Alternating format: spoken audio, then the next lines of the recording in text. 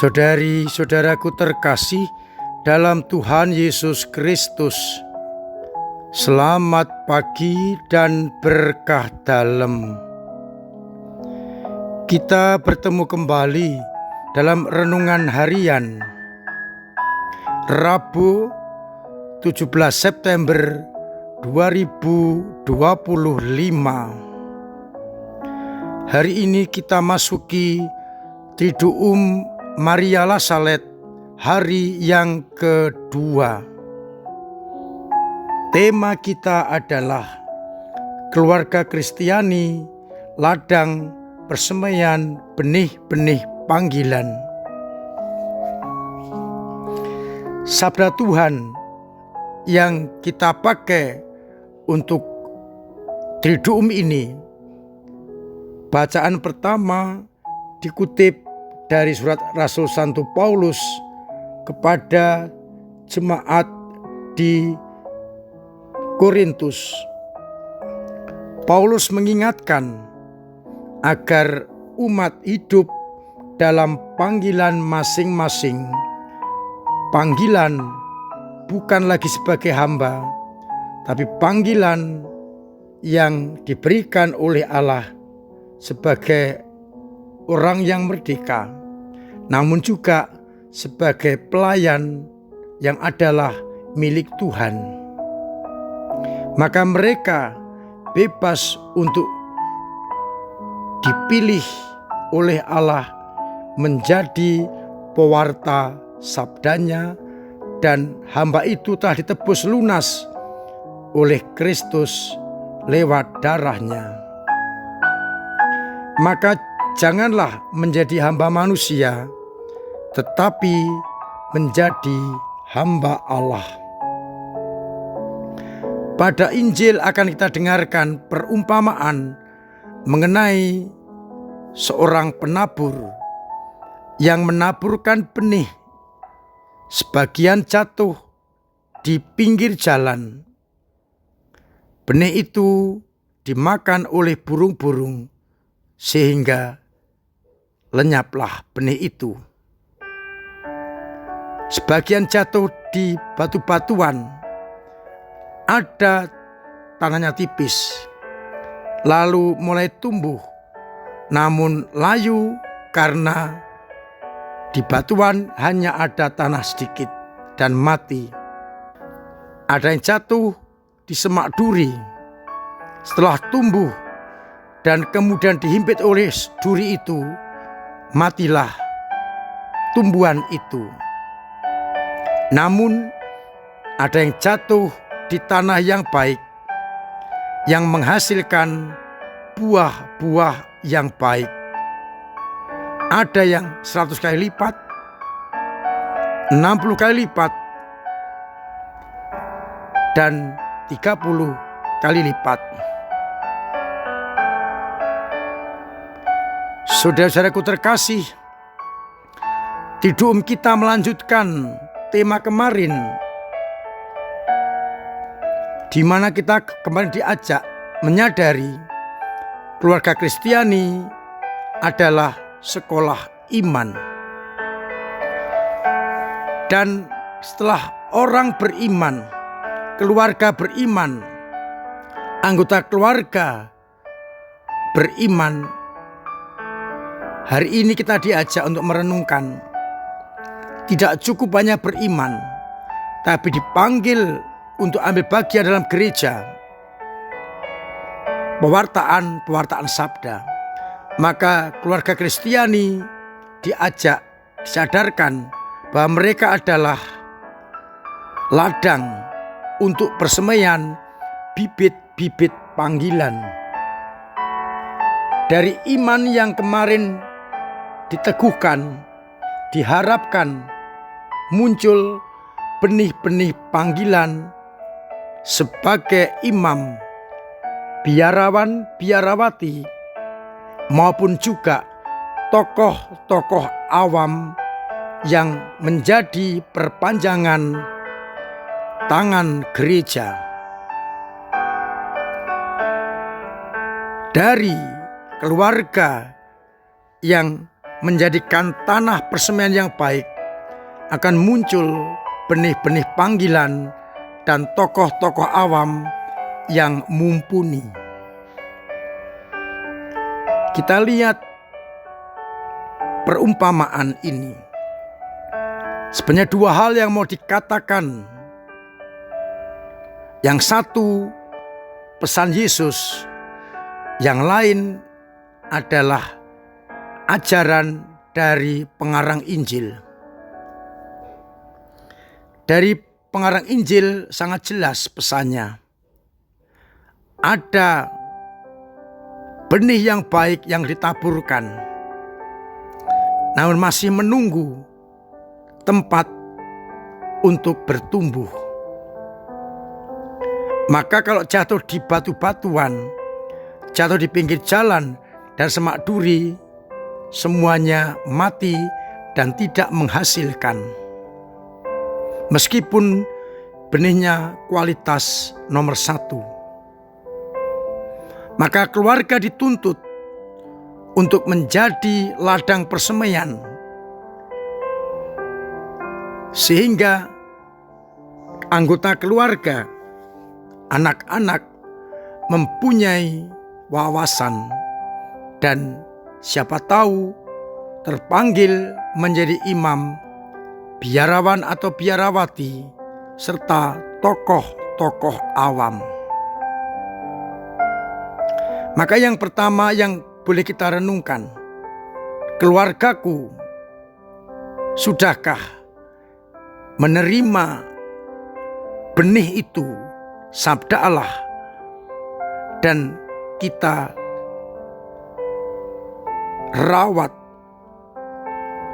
kita beri pupuk, kita sirami, sehingga menjadi tempat yang baik, tanah yang baik, yang menghasilkan hasil berlipat-lipat? Ataukah masih di semak duri, ada duri-durinya, di batu-batuan yang tidak ada tanahnya yang banyak sehingga mati, atau bahkan di pinggir jalan? Itu ajakan dari penginjil untuk merenungkan bagaimana tanah dalam keluargaku. Yang kedua, pesan Yesus yang utama. Kita bisa membayangkan benih yang di pinggir jalan dan kemudian dimakan oleh burung, pasti kita putus asa.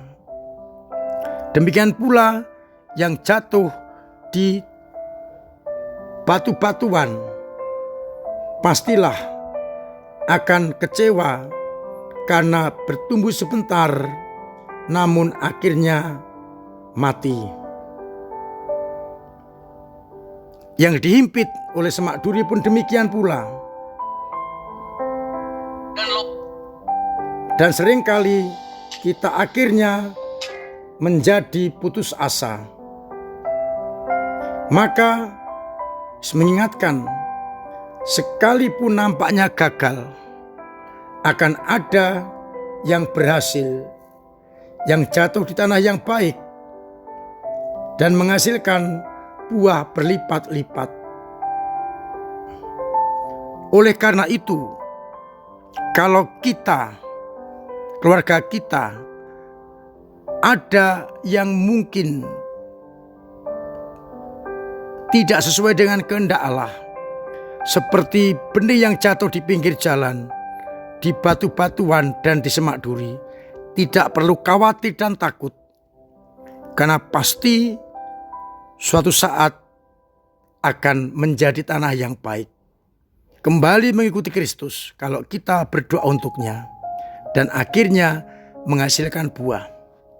Maka seandainya ada keluarga yang merasa anggota keluarganya masih jauh dari Allah, tetap kita rawat, kita sirami, agar akhirnya menjadi kembali anak-anak Allah. Kita yakini meskipun nampaknya gagal, suatu saat pasti akan berhasil. Maka tidak perlu khawatir bila kita mengalami kegagalan. entah dalam keluarga, entah membangun keluarga. Karena kita yakini pasti suatu saat akan berhasil seperti benih yang ditanamkan di tempat yang subur. Tuhan memberkati kita sekalian. Amin. Marilah kita berdoa. Bapa yang penuh kasih, kami bersyukur atas sabda-Mu yang boleh kami renungkan, memberikan kekuatan, memberikan harapan bahwa yang nampaknya gagal karena kehendak-Mu pasti akan berhasil. Agar iman umat-Mu yang kadang-kadang lemah, kadang jatuh, kadang mandek tetap Engkau kuatkan. Kadang yang kami kurang harapan, putus asa, Engkau beri kekuatan lagi. Agar akhirnya kami tetap berpegang hanya pada kehendak-Mu. Semoga umat-Mu yang sakit Engkau sembuhkan, yang punya beban berat Engkau ringankan, yang punya persoalan Engkau bantu untuk mengurai. Agar akhirnya kami tetap beriman hanya kepada-Mu. Untuk itu, sertai kami dengan berkat-Mu sendiri, Bapa dan Putra dan Roh Kudus. Amin.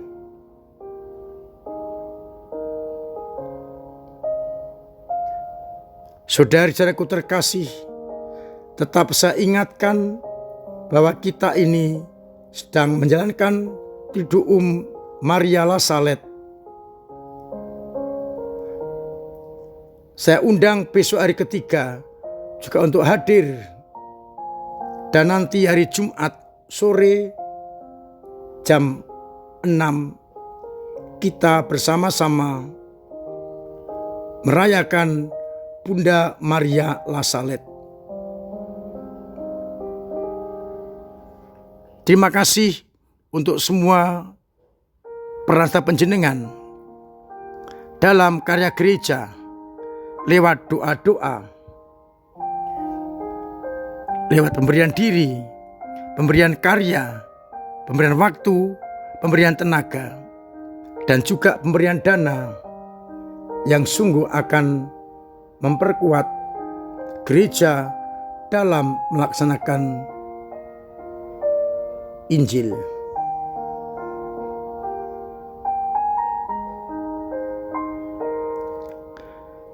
Saya undang umat untuk terus ikut terlibat dalam kegiatan-kegiatan menggereja.